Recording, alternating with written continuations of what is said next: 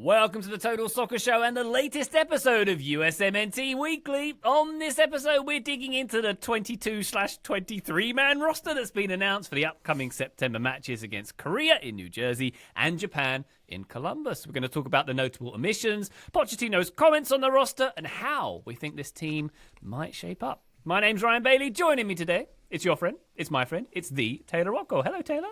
Hello, Ryan. It's going to be a good one. I'm excited to be here, even if a lot of people are not excited about this roster. Indeed. Have you been ever so excited to discuss 22/23 men on a podcast before, Taylor?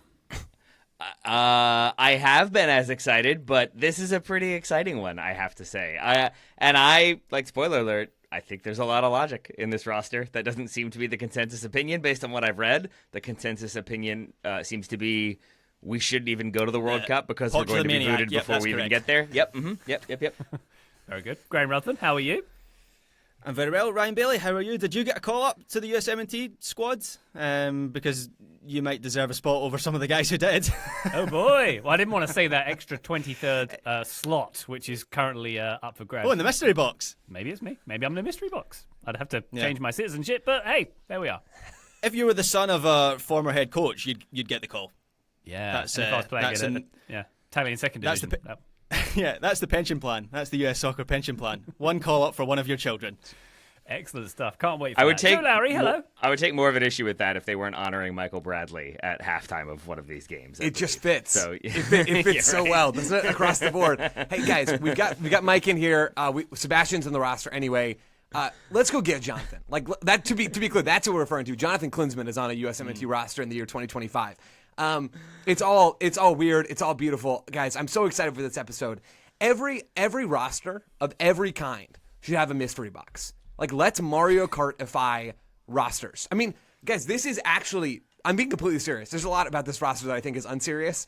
I'm completely serious when I say, this should happen all the time. This is a genius strategy from U.S. Soccer and for Pochettino to extend their domination of the soccer news cycle for another couple of days. Who's the mystery box player? Who is it? Why does it exist?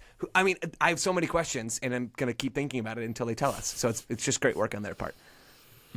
Just reminds me of The Simpsons where Mr. Burns has the mystery box. Yeah, that's what I'm thinking as well. That's it, yeah. Of course, our minds always go to Simpsons references, as they should. We are going to get deep into this 22/23-man roster throughout this episode. Before we get there, patreon.com/Total Soccer Show is the best way to support us. You'll get bonus episodes, USMNT focused, and otherwise you'll get video content and, hey, Discord servers. Heard of them? Cool place to hang out. Come join us in there. Patreon.com/Total Soccer Show, the best way to support us. Okay, let's get to it, shall we? This is the announcement of the roster for the September window friendlies. September window, my favourite of the windows. Just going to editorialise and add that in there. The games against Korea in New Jersey on September 6th and against Japan, as noted, in Columbus on September 9th. 7 broadcasters for each game, by the way, including the radio on there. But I love that I've got so many choices. Poch picked them as well. Maybe there's a mystery broadcaster coming up as well. It's going to be on QVC as well. We can't wait to see that. Wow. Yeah, I even though there are multiple broadcasters, I will still 5 minutes before the game be searching around trying to find the channel it's on. That's just me. Maybe it's just me. Anyway, 22 players, Joe, confirmed so far. They've been rostered. 1 additional, as we've noted, to be confirmed. We can talk about why that's a thing. I don't understand why that's a thing, but these players, 22 or 23, will report to New Jersey on August 31st. All right. So, Joe, let's get some. I suppose we should start with the big talking points before we get deep into it. We've got 12 players returning from the Gold Cup squad.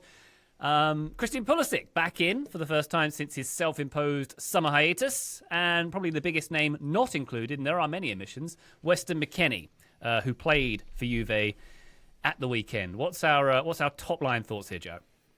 Yeah, the first name that popped up on this list for me and popped out to me was Christian Pulisic, that he's back in this team. I never really believed that he wouldn't be, but was it impossible? No. And so that we see Christian Pulisic back in this team is a positive. Now, what Mauricio Pochettino had to say about all this, I think is quite interesting, and I don't want to read too deep into any of these things because it is a press conference, but Pochettino was asked, if he'd spoken with Christian Pulisic since all the sort of back and forth spat went down, where Pulisic behind closed doors had sort of told Pochettino, hey, I'll come in for the friendlies before the Gold Cup, but I'd really like a rest over the summer because it's been a long couple of years. So I'm gonna not come in for the Gold Cup. And Poch said, well, if you're not coming for all of it, don't come at all. And then there was some public back and forth in the media. Pulisic went on the CBS USMNT podcast and talked about it publicly while the U.S. was playing games, and it was a whole thing. So Pochettino came out in his presser yesterday that I was on and said, quote, nothing to talk about with Pulisic. I think it's behind us. All that happened in summer, and now we need to look forward. We have a plan for every single player. The plan for Christian now is to call and to see him in this camp and, of course, hope that he arrives in good condition. Fresh, good preseason with Milan, his team, and ready to compete. So that those two guys haven't spoken, I think, is interesting and sort of makes it clear that there is not like a buddy-buddy relationship here. I don't think anybody could have believed that based off of what's happened so far. But that Pulisic is back is certainly a positive. Weston McKennie not being here. Can I jump in on the Pulisic thing? Because I think I can see it in a different way. Because I think Pochettino's explanation was we want to use those two friendlies for ahead of the Gold Cup as an opportunity to kind of build some consistency, build some kind of squad harmony. That didn't go to plan, but I think that was the idea as to why you don't then call up the main guys for like the two games and then send them on their way. And so when I see it through that lens, I see Poch's comments as basically like, yeah, there's nothing to talk about. He wanted the summer off.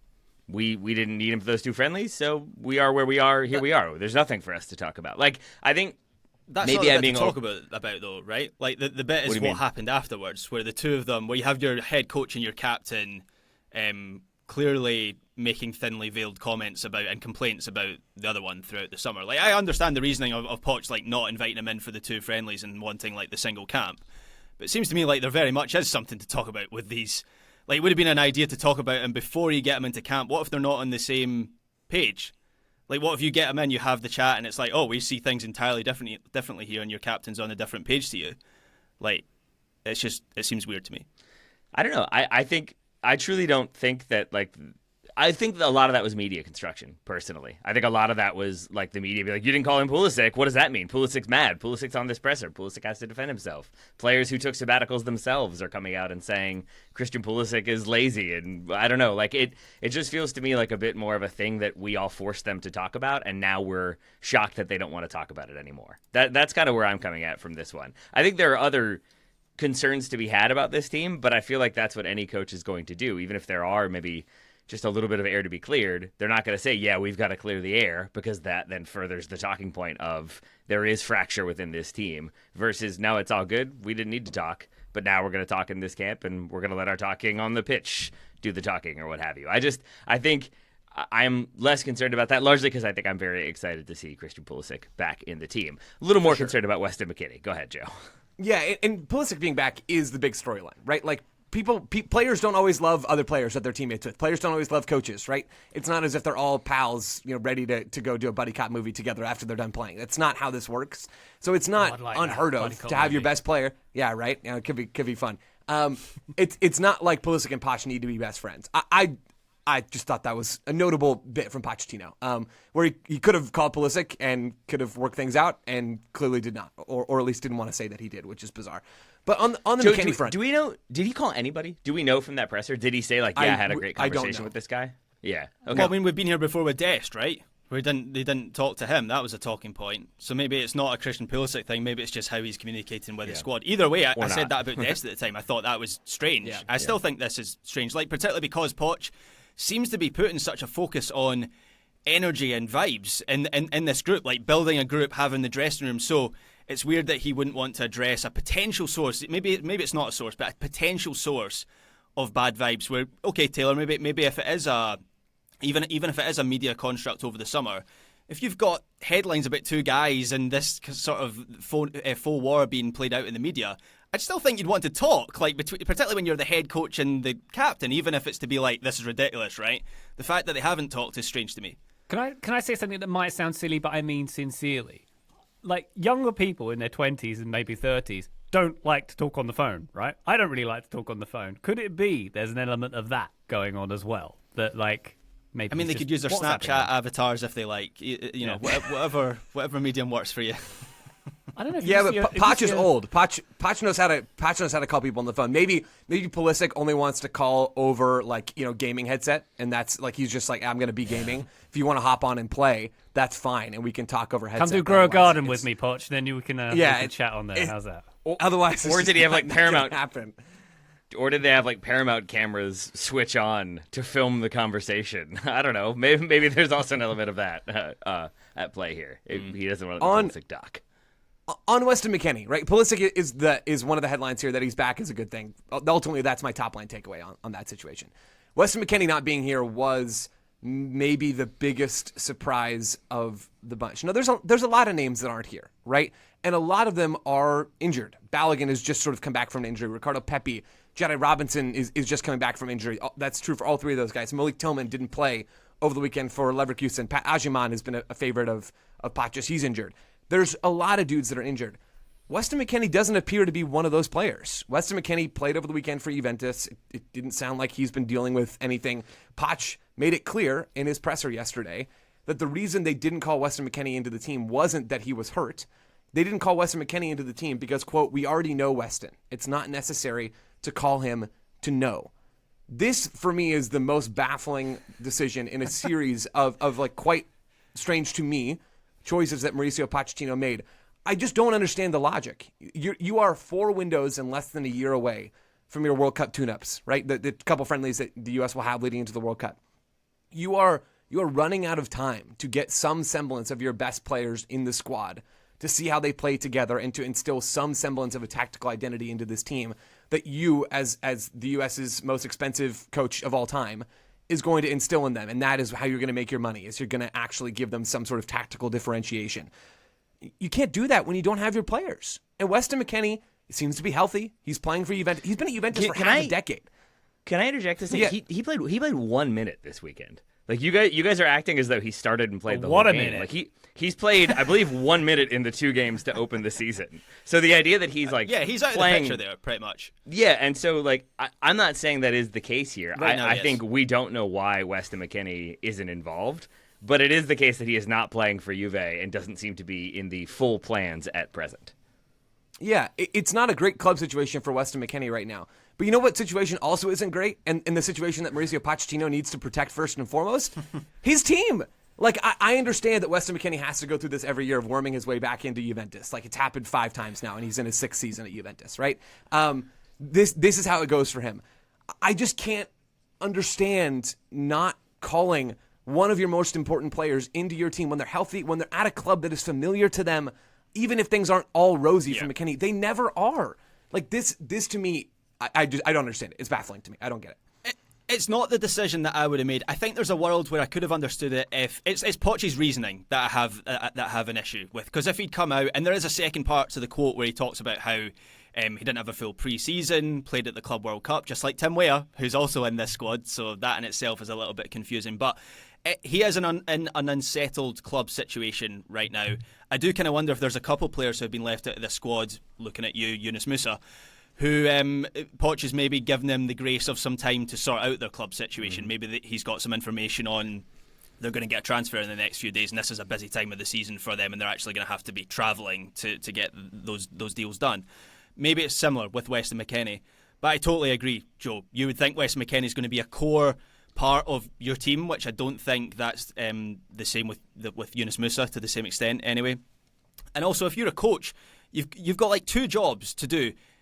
Assess individual players, but then also work out how they fit in with individuals. So even if it's true that Mr. Pochettino knows Weston McKennie now and what he does as a player and what he's like as a person, you don't know what he's like alongside Tyler Adams or alongside Johnny Cardoso, who's also not here in this squad, by the way, which is kind of confusing. You don't know how he fits into that overall team structure, and there's 8 games to go until the end of the World Cup. So I always thought this would be an interesting roster. We said that after the Gold Cup, there would be something to talk about after this roster. I didn't expect it to be quite so weird, and it feels like Poch is sort of tangled in his own reasoning with some of the explanations that he's given. Weird, Portland weird, good weird, or bad weird, Graham? Good weird for me as a non-American. I don't mean that. I'm an honorary USMNT fan now. It's peculiar. I am becoming increasingly concerned, but in a sort of like hands off the wheel, let's just see what happens way. Okay. All right, well, let's dig into that concern and some of the absentees and some of the ways this roster is shaping up after this quick break. Join us then. Total Soccer Show, welcome back to USMNT Weekly. We are digging into the 22/23 man roster that Mauricio Pochettino has named for the upcoming window. We've got Josh Sargent back, we've got Serginho Dest back, we've got Tim Weah back. But Taylor, a notable list of absences we have. There may be more than this. This isn't exhaustive, but Matt Turner, Flo Balogun, Ricardo Pepi, Patrick Adjaman, Malik Tillman, Anthony Robinson, Yunus Musah, as we've mentioned, Joe Scally, Rayner, Tessman. There's obviously a lot of these who are injured and are accounted for. Also, to quote Jack from The Shining, where's Johnny? We can answer that question as well at this point. First of all, I think it's telling to me that when we went over a pre-show, the list of absences, I don't think a single one of us had Patrick Adjaman on that list. But Ryan did. Credit to Ryan for that one. Okay. Joe did as well. He's absent, he's Taylor. injured, right? He had a big money move and he's absent. Sure. I want to pause on McKennie for a moment. I want to run through. Basically, I have 14 players, including McKennie. I have them as we know why they're not here, we think we know why they're not here, or we don't know why they're here, and then we can discuss if that's a logical exclusion or not, basically. Because I think at the end of this, there's going to be... Truly, I think it might boil down to just Weston McKennie not being here as the kind of focal point of confusion. But, all right, let's go with Jedi, just returning from injury, didn't have a preseason, coming back from injury, plays minutes this past weekend, might start this weekend, but I think... I am kind of okay with him staying with Fulham if he is just back, right? Yep. Okay, so not ideal, obviously, for the U.S., but understandable. Okay, Malik Tillman the same. We know he's not playing; he's injured. Yep. Makes sense. Ricardo Pepi just coming back from injury, getting established. We know why. And same with Balogun, right? We know why he's not called into here. I would extend that to Matt Turner, who is at a new club and basically has to establish himself and play well. But I think there's no way that if you're doing a World Cup squad now, he's not at least in that conversation for top 3 goalkeepers. So I kind of think we know why he's not here. He's still in consideration, but he has to justify it by actually playing soccer. That one is weirder to me when you consider Correct. who has been called in over him, is the thing I would say there. Yeah. The Matt Turner one I am very confused by. Like we say Matt Turner's at a new club. He's not, right? He's at the New England Revolution, which is sort of his club, and he doesn't need to establish himself there because he started every single game there since he's been there. Like he doesn't need to be. New England are not going to win anything this year. Like him being around doesn't matter for them. So Poch playing nice with Caleb Porter doesn't matter in this case. And the fact that Jonathan Klinsmann is on this roster is just wild to me. So I'm not one to really care so much about the third goalkeeper, but in a string of absences that I think are a bit odd, that we'll get to some more of those. I do think Turner is one that I do not think is logical, even if I don't even understand why Poch wouldn't bring him in. I mean, my guess would be that Matt Freese is his kind of number one, and so he's going to play Matt Freese in these 2 friendlies. And if you're not going to play Matt Turner, why call him in? I'm guessing is the idea there, or there was a communication, hopefully, of stay with your team, keep playing, we'll get you into the next camp. But to your point, there aren't that many camps, so I can extend that one from we know why to we don't know why and not logical. Joe Scally, I would say we know why at this point, right? We've talked about it plenty. He doesn't fit the profile of what Pochettino wants as a attacking right back option. Do we have concerns there? I mean, look, he's totally on the outside as far as Poch is concerned. Wasn't included in the Gold Cup roster. Now left off this one, so I'm not surprised.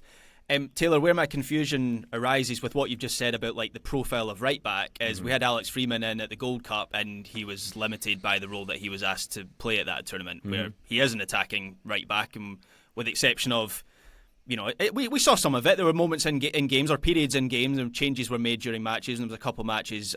Was it the Haiti match, the last group game, where the leash was let off him? But otherwise, we didn't really get to see the Alex Freeman that we see for Orlando City because of the role that he was playing, which feels like a Joe Scally role. So that's kind of confusing to me. And I was actually going to even simplify it beyond that, although I totally agree with that, Graham. Really, I think at the Gold Cup, it was about split 50-50 between Alex Freeman playing a stay-at-home right-back role, and then as the tournament progressed, really for the last several games, it was Freeman high and wide, just to give Poch a little bit of credit there for, I think, finding a role that fit his player better in that situation. But even if we look at this roster, the right backs in this team are Serginho Dest, which, awesome. I'm so stoked to see Serginho Dest with the U.S. There are positives here. I don't want to just be negative Nancy for 80 minutes. But the other right backs are Alex Freeman, who we just talked about, and Nathan Harriel, who is a stay-at-home right back. I think it is illogical that Joe Scally is not here. I think that is, just from a pure talent perspective, Joe Scally is a better soccer player than Nathan Harriel. So that's like my foundation here. I think I know why he's not here. I'm just pure speculating, which is that Poch doesn't like him. That is whether that's something about his personality or something about his game that Poch has found that we haven't found and talked about. But man, to me, it looks like a talent ID mistake or an inability to manage some personalities as to why Joe Scally isn't in this team. Okay.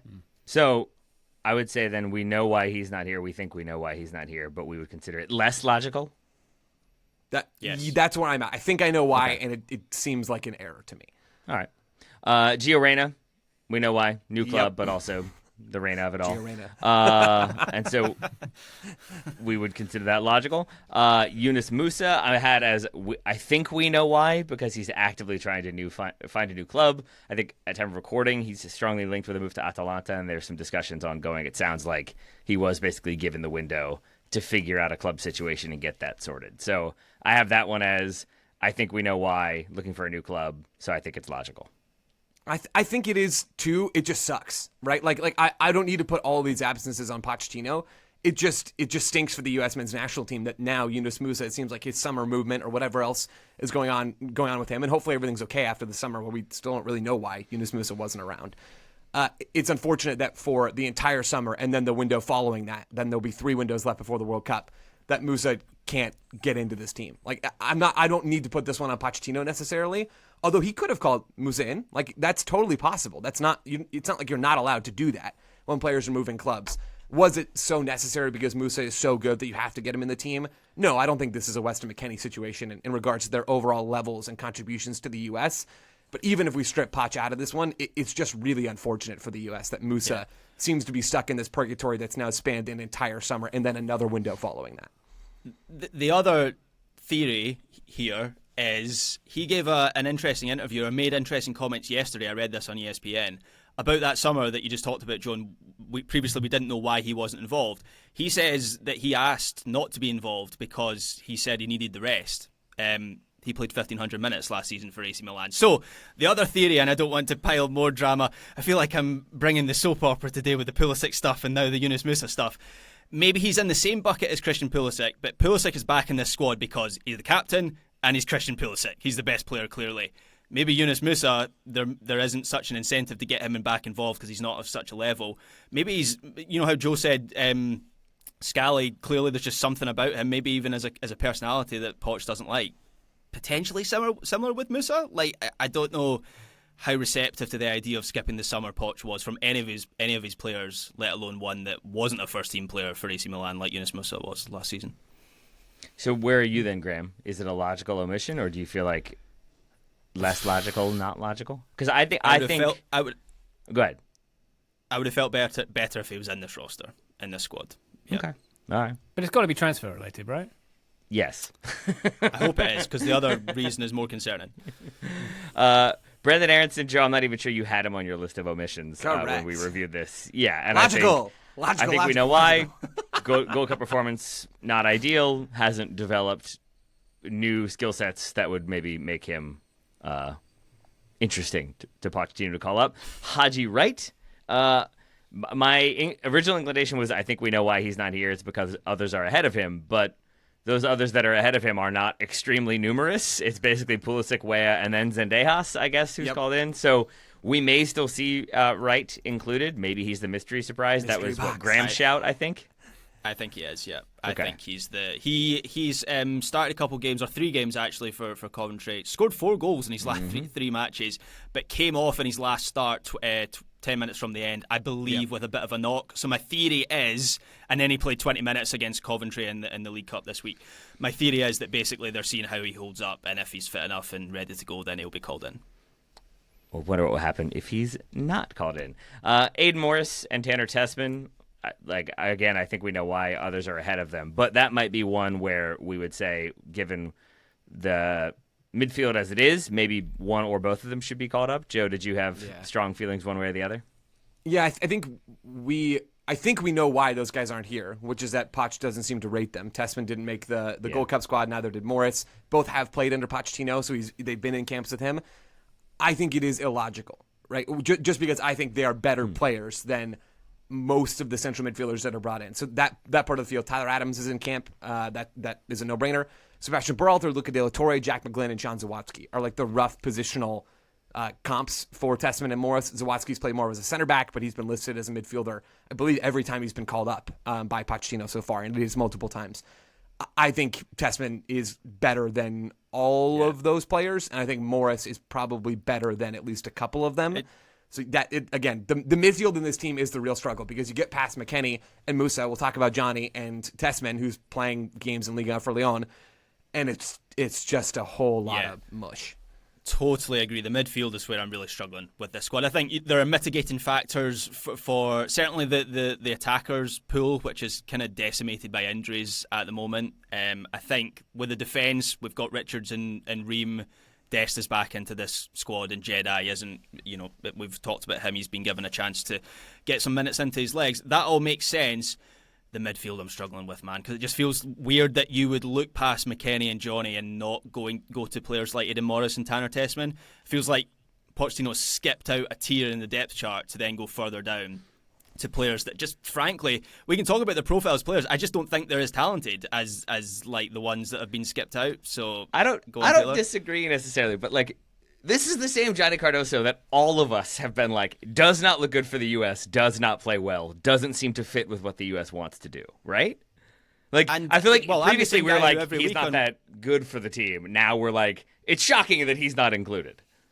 I think I said last week that it was weird that he'd been so bad for the US, because when I watch him in La Liga, he's clearly good at what he does. And like, for 2 games that he's played for Atleti, I've kind of defended Johnny Cardoso and said like he's actually been pretty good in that first game against Espanyol. And then when we on Monday, Taylor, when we spoke about the game that they were pretty poor in Atleti against who did they play? Elche. I said he was fine, but it's not his game to create. Like, it's just still weird that we have Atletico Madrid starting midfielder. Poch went and watched them in Madrid and then came home and went, nah, Zawadzki. That seems strange to me. Yeah. Does it not seem strange to you? No, not really. I mean, I think I had him on my we don't know why he's not here. And so, yes, I think you can make that illogical. At the same time, he's in the Gold Cup squad, right? He doesn't play because of an injury. So maybe he's in the Weston McKennie, we know what we're getting out of him camp. Maybe he was in the, I wasn't as impressed by him. Go ahead, Joe. Poch specifically mentioned in his presser yesterday that he wanted to give Cardoso time to adapt to a new team at Atletico Madrid. Mm-hmm. Which, to be clear, I don't care that Johnny Cardoso's not here. Really, relative to Sean Zawadzki, I do kind of care because he's better at the kind of soccer the U.S. are going to be playing than Sean Zawadzki. Sorry, Sean Zawadzki. By the way, you end up being kind of the punching bag for some of that stuff. I apologize for that. Truly, whatever. But Cardoso is in the same situation as a bunch of guys, and Tim Weah, who is, again, to go back to him, who is in this team after moving to a new club. So I guess they're not general rules; they're more specific and personal rules, which I think is good, right? Like, you shouldn't just have one principle and blindly apply it to every player. But Cardoso's playing at his new team. McKennie's not playing at his old team, and there are different reasonings for why you don't bring either one of them in. Again, I don't think Johnny Cardoso should be playing a lot of minutes for the U.S., so I'm not that bothered about this. But it just doesn't seem like there's a lot of coherence flowing through how this particular roster was constructed. But either way, I'm not losing any sleep over Cardoso not being here. I have a question for you both then. And the answer might still be no. Does it make a difference if Pochettino talked to McKennie, talked to Johnny, and basically said, look, you know you're one of my guys, you're going to be in the squad. It seems like you still need some time to bed in with your new club for Johnny. It seems like you need some time to figure out what your role is going to be, or maybe get a new club if you're Weston McKennie. Like, so we're going to call you in September. Once that's settled, don't worry about it. Focus on your club career right now. Does that make it more logical, or are you still frustrated because of the lack of time before the World Cup? Yeah, assuming you mean October rather than September to call this in, like the next window. Yeah, that would make me feel a little bit better, because at least then I know that Pochettino is going to rely on at least Weston McKennie in moments that he thinks matter more. At the moment, I'm sort of wondering, like, does Poch see Weston McKennie being in this team as something that's going to happen ever? Again, I think it would. Like, I just cannot fathom a world in which Weston McKennie is not playing the most important games of the U.S. men's national team. But I kind of can, I guess, at the moment with how erratic some of these decisions from Pochettino have been. So yes, Taylor, that would make me feel better. Does it make me feel a lot better? No, but at least at that point I know that Poch is going to come back to those guys. And right now, we don't know that. Yeah. if that's the case, it just makes me feel like Poch is approaching this like an all-star roster. Like he's just going to bash a sheet of paper up on the wall the couple of weeks before the World Cup and just be like, right, those are my guys. Bosh. We'll see how it comes together in the tournament. Yeah. I think, truthfully, I'm coming at it from, like, I think he's doing the opposite of that, genuinely. I think he is building a team of guys he has seen, of guys who fit with what he wants, of guys who have done what he's asked them to do in camp, and of guys who he doesn't feel like he can just sort of drop because others are available. And so at the same time, I think there is experimentation with this team. I think there are players called in that haven't been here that he is giving an opportunity to. Yep. Other players he's giving an opportunity to kind of figure things out. And I think you continue to build that core. It's why I think Freeman is here. It's why I think Berhalter is here. I think there's a few other ones in that group that I think are Max Arfsten is a prime example that I think are going to be in the group. That doesn't necessarily mean they're going to be in the World Cup squad, but I see it as like, you perform this summer, I'm bringing you back. I know what I can get out of you. I'm going to add these other components and see how that looks. Maybe next time I'm pulling this guy out and bringing somebody else in. But I can see I can see logic to this, if not fully like organic logic. It does feel like it's based on what has come before and what we have observed before and what some of our takeaways were from this summer. In the end, though, there are more illogical like omissions based on talking out with you guys, because I had it as basically just McKennie and maybe Cardoso. It seems like it's McKennie, Turner, Morris, and Tessman are the illogical omissions. Scally. And then less logical would be Scally and Cardoso. Yeah. Because we understand why they're not here, but we still question if that should be the case. My main confusion and concern is just over time, right? Like, if this was the start of a cycle, I wouldn't have any issue with what Poch is doing now if he was experimenting, trying to build out the pool. I just thought coming into the September camp, where really you have September, October, November with friendlies, January camp will not be particularly useful at that time, and then there's a March window, and then the two friendlies before the World Cup itself, which will be your roster for the World Cup. I predicted, or we all predicted, that a lot of the Gold Cup guys would come back for this window. But at the same time, I thought now would be when we'd get a firming up of that core group. And I come back to the reasoning and some of the comments that Poch made. I would almost feel better, or I'd certainly feel like we have more clarity if he just came out and basically the messaging about Johnny and McKennie and some of the omissions was basically they've not been called in because this is the squad that I want right now. I wouldn't agree with that, but we'd have more clarity that the core group that we think is the core group is not Pochettino's core group. Right now, there's this confusion of, well, what is the core group right now? That's where I'm at. Yeah. I think that is kind of the case. I think, like, the people saying, like, when are we going to get our best group together? I do think this might be a large component of Pochettino's best group. Yeah. Can I drop, because I think we've basically done all the omissions now, and so I think we're about to transition into some positives or things that we're interested in watching as we go through this roster. Really, I'm sure what we're about to do is take a break, because Ryan is just itching for it, I can tell. My sort of top-line take on this roster, and to be honest, like, at this stage, the Pochettino tenure as a whole is this. That Pochettino has misjudged a chunk of the player pool, as we've just talked about. Like, I've just kind of fleshed that out, I think.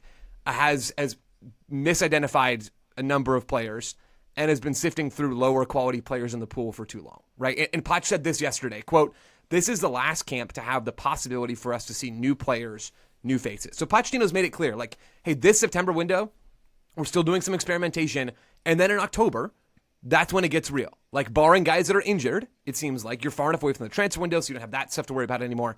Barring injuries, in October, we should see Pochettino's team. So that's kind of comforting in a way. Like, we are close to getting that clarity that you want, Graham. I think we are really, really close to that.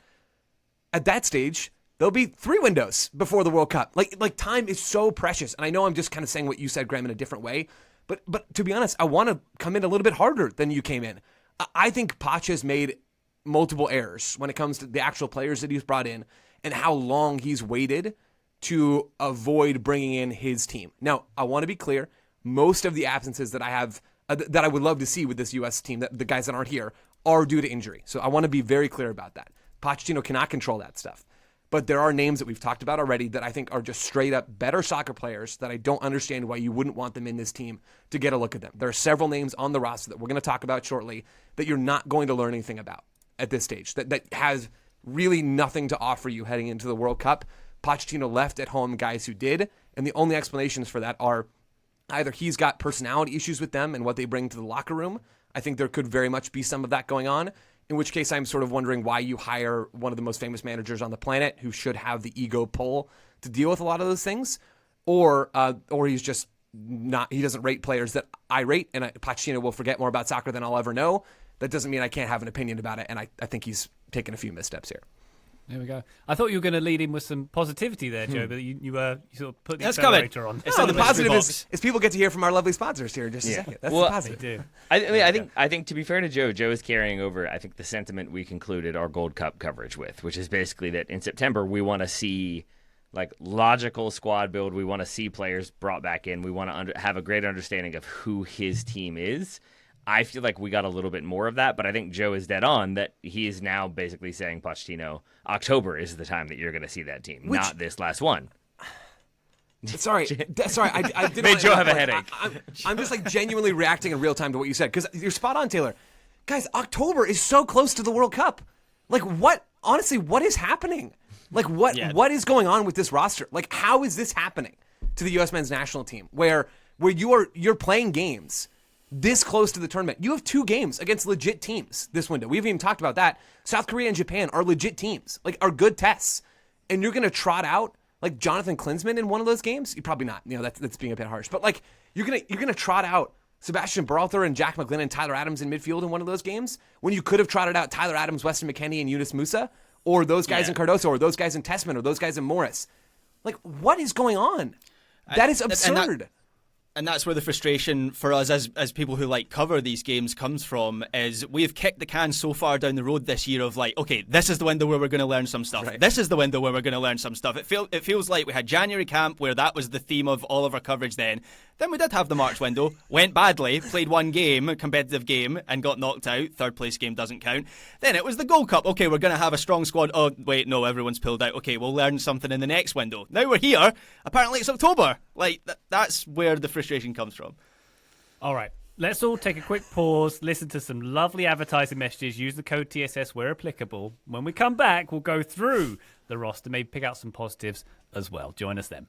Welcome back to USMNT Weekly on the Total Soccer Show. Taylor, the vibe I'm getting from this ep so far is both perhaps gloom and doom. Yeah. No, I'm feeling. Graham, are you doom or gloom? Me and Joe. Graham, I'll be gloom. You want to be doom, or do you want to flip it? I think we gloom both are. Feels like more my thing. Yeah. Okay, I'll be doom. Got it. If you guys are gloom and doom, then maybe Taylor's room for optimism, because I feel like your glass is more half. You feeling a little hamstring stretch, Ryan, from stretching all the way to that? That's right. I'm just working with what I got, Joe. Got it. Joe's on fire today. I mean, yes, I think I am more optimistic about this roster. And I'm not sure I'm generally more optimistic about U.S. national teams than either Graham or Joe. I think Joe makes a good point, and Graham like as well, that I think I was coming out of Gold Cup being very much like September is going to matter, and it better be a roster that makes sense.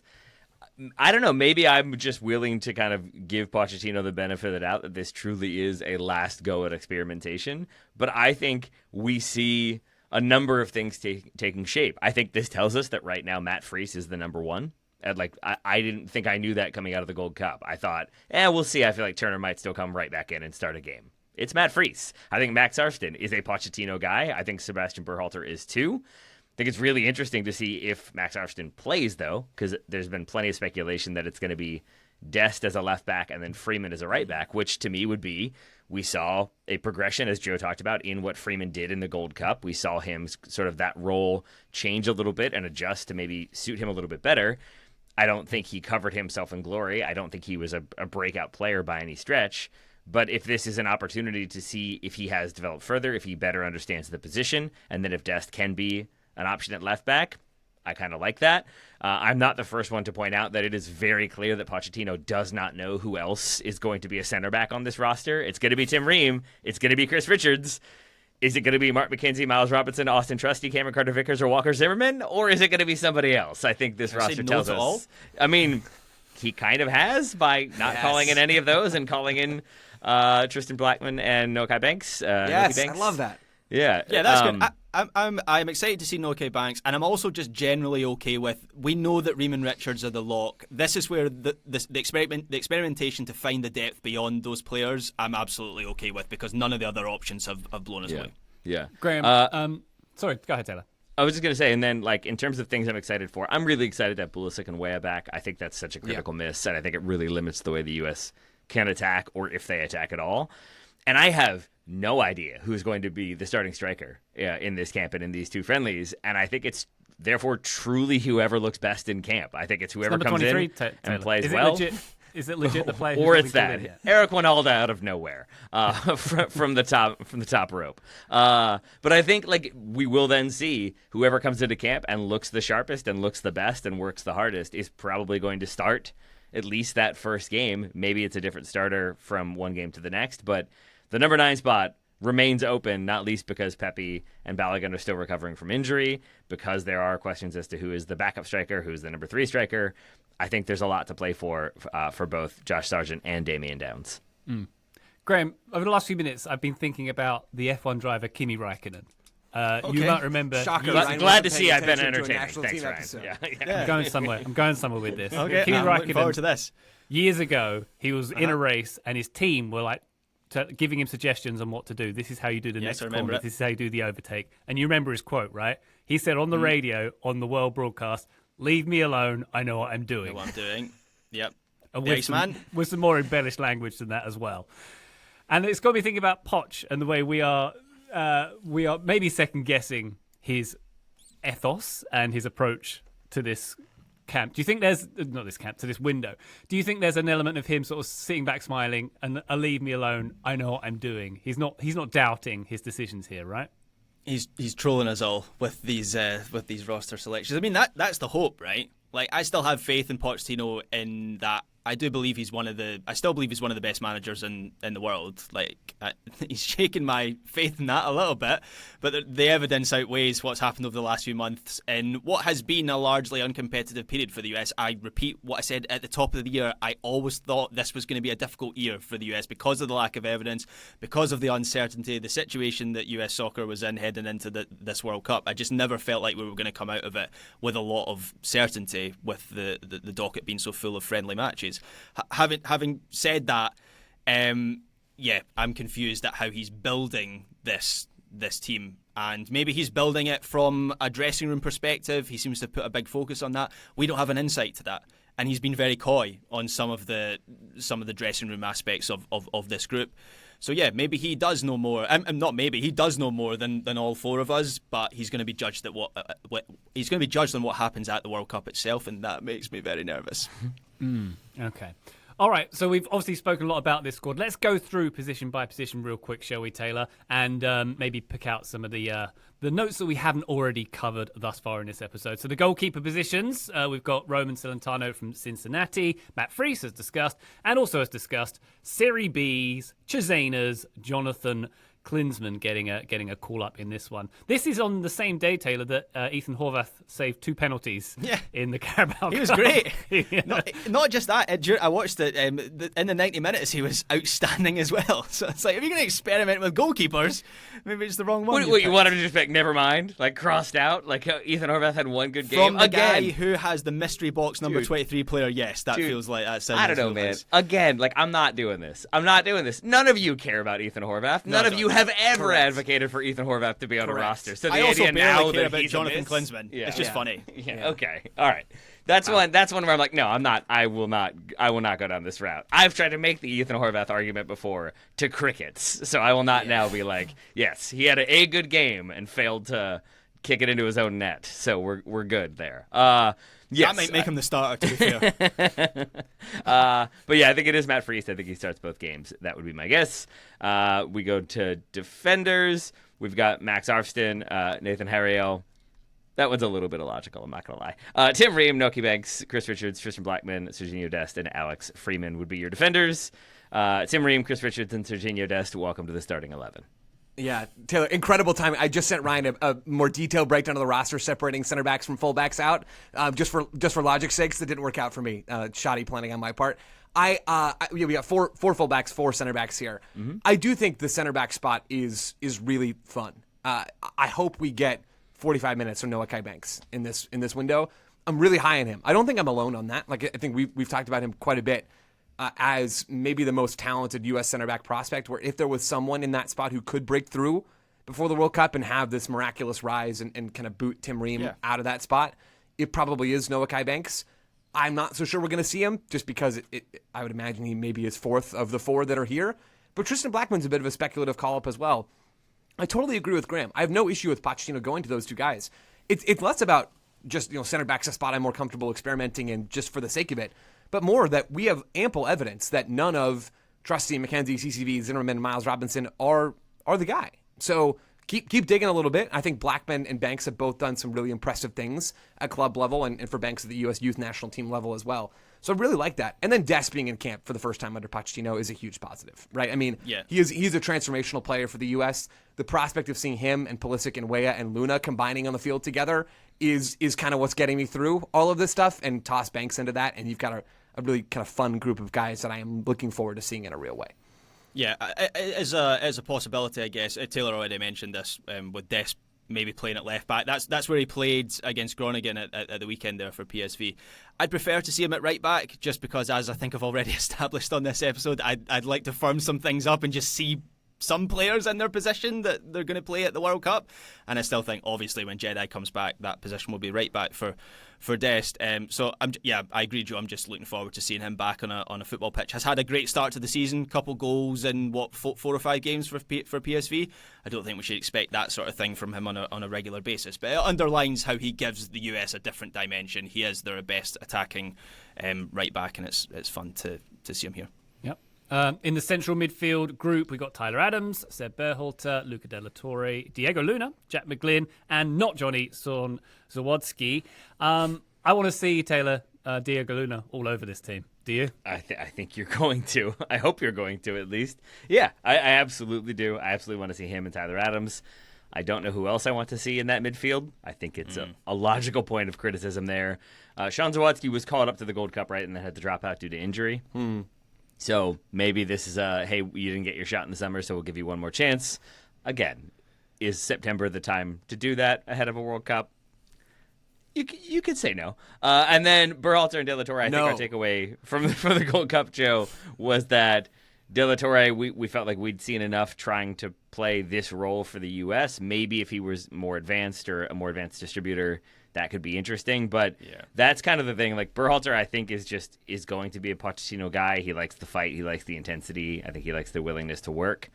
I'm not sure that midfield fills me with a ton of confidence that they're going to be able to create much.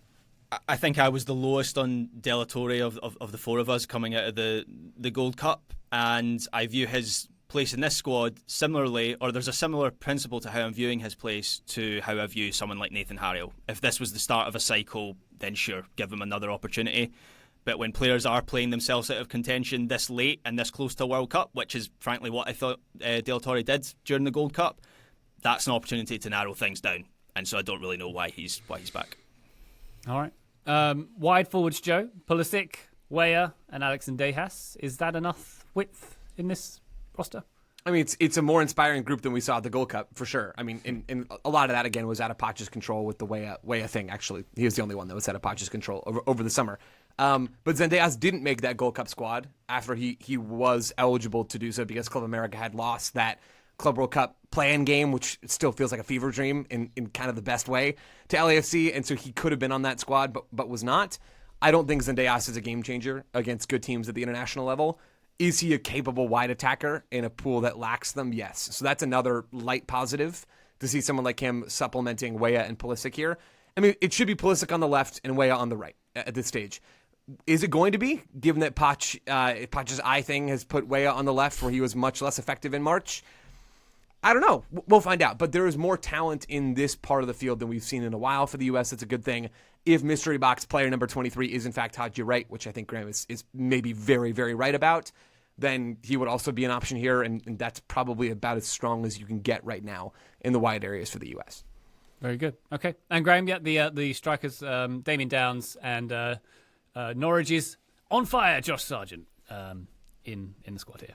Yeah, and frankly, those two picks don't fill me with a lot of confidence. I know he's in red hot form right now, but I've never been the biggest fan of. I'll rephrase. I've never been the biggest fan of Josh Sargent for the US because I think the way that the US set up in that attack maybe exposes some of his weaknesses in open space. But there are big mitigating factors to this striker selection in that, as we've already covered, Balogun and Pepe are just coming back from injury. Pat Adjman is out with injury at the moment, not playing. I was reading just before we started recording that Brian White was also unavailable due to a calf strain. So it feels like that maybe changes everything. Well, it changes things in that these may have been the only two centre forwards that were literally available for Poch to pick. But obviously we had Damien Downs in the summer in the Gold Cup. I need some convincing on Damien Downs. I think he's got good physical attributes in that he's absolutely lightning quick. But whenever I have seen him, his execution seems quite ragged. He hasn't made the greatest of starts at Southampton this season. And then Josh Sargent definitely deserves his opportunity. I can't really begrudge him. As I've said, I don't love his stylistic fit for this team, but he's scored like 5 goals in 5 games for Norwich, obviously off the back of a great goal scoring season last year as well. So it feels like he's earned another shot at it. Very good. I think I figured out the not naming the 23rd player, because obviously, like, logically, you would normally name 23 and then maybe move someone in and out of that slot. There's two reasons, I think. One is that we know that Poch doesn't like phone calls, apparently. So I think he's written his squad in the Notes app and it's just cut off the bottom name when he sent it through to the US Federation. I think that's probably one reason. Or two, the GPT he used to make this squad just miscalculated the numbers. Maybe it's that one. Yeah. Well, he's. We were talking about this before we started recording. A lot of his management of this team is like international soccer described by ChatGPT to a club soccer manager. Things seem a little bit off, but anyway. Yeah. Joe, you're a veteran Notes user. Is yeah. it possible that Poch could have made that mistake? I mean, it happens to all of us that are deep in the Notes app. I can only assume that Pochettino has as many as my 3,634 notes in his Notes app. And when that happens, you get lost sometimes. Hang on. Like, things get lost. You lose stuff. It's how it goes. Yeah, I'm checking as well. Come back to that. What did you just say? How many have you got? 1,500. I knew Ryan's Type A brain was going to explode at this. I'm so excited. 3,634. Ryan's sweating. I was telling Jeff Reuter yesterday after Taylor and Jeff and I finished recording that I don't just use the Notes app for like reminders and things like that, although I use the Notes app for that and not the reminders app for that because I'm sick. But I use it to write literally every single article I've ever written. For any publication, I write in the Notes app and then copy paste it into Google Docs and then submit it. With your thumbs? You write your articles? No. Computer. Okay. Fine. Lying along the floor as well. Yes, exactly. Optimum typing position. Graham understands how I work, Graham. Yeah. That's why I appreciate you, Gloom. You're always there for me. I'm taking a deep breath before I ask this question. How many unread emails do you have? Like 6. Yeah. Phew. Yeah. Email's a different 5 story. figures on the red thing on the front of your iPhone. Wow. Notes are meant to be written. There's some philosophy for you. Emails are meant to be read, so the unread email counter can't get too high. But I do use the Notes app for a lot of stuff. Wow. There we go. All right, Taylor. Would we like to finish on any positivity going into coming out of this episode and going into this window? Are there any particular positive notes we want to strike here? Obviously, I mean, Knocker Banks Haven't lost yet. Undefeated in this window so far. That's a positive.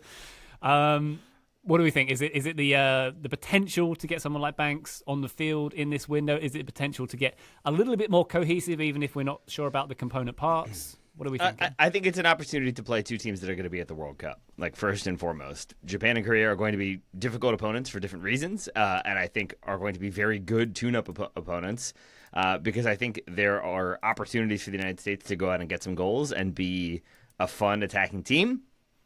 I think there are also opportunities for the U.S. to get stuck in the midfield and turn the ball over cheaply and have to kind of figure out how to get through both teams and how to nullify some of the attacking options that are going to be coming at them. I would say I fear Japan's attack a bit more than Korea's, but I think both are more than capable of beating the United States. So I think it's two really good tests, and I think it will be interesting if we do get two different teams, if we get experimentation there, or if it is just kind of the same 11 from one game to the next, and it truly feels like he's trying to firm up his starters with a few bits of variation in there. Can Dest be a left back if we need him to be, or should he just be a right back? Like, I think we'll get a few answers to a few questions. I think we'll get a clearer understanding of what that starting 11 is supposed to be, and we'll see how it does against World Cup opposition, and then we'll see how much we have to kind of panic ahead of October.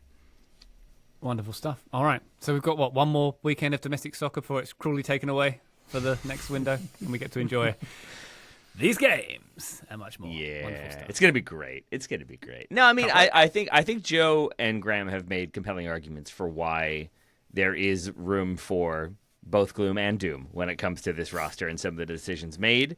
I think if you are willing to see the glass as half full, some of those decisions become more logical. But I can see how people wouldn't want to see them that way or feel like that courtesy shouldn't be extended, and I think that's fair too. But I am still optimistic about the U.S., except for maybe that midfield. All right, there we go. Thank you very much. USMNT Weekly over and out. Taylor Rockwell, thank you very much indeed for your contributions here and much more. Thank you all to everyone, especially Joe's Notes app. Thank you very much to the hundreds of notes in Joe's app and to Joe himself. Thank you. Both I and they extend our thanks to you. Graham Ruthven, pleasure as always. Thank you very much, sir. Thank you, Ryan Bailey. I take notes with a dictaphone. Does no one else do that? I use my finger. Sorry, what? Yeah, people like that, but especially when they're sitting near you. It's not distracting at all or anything like that. Hope you got my dad joke there. Sounds like you did. Excellent. Thank you very much, listener, for joining us on this episode. We'll be back on the feed very shortly, but for now, bye.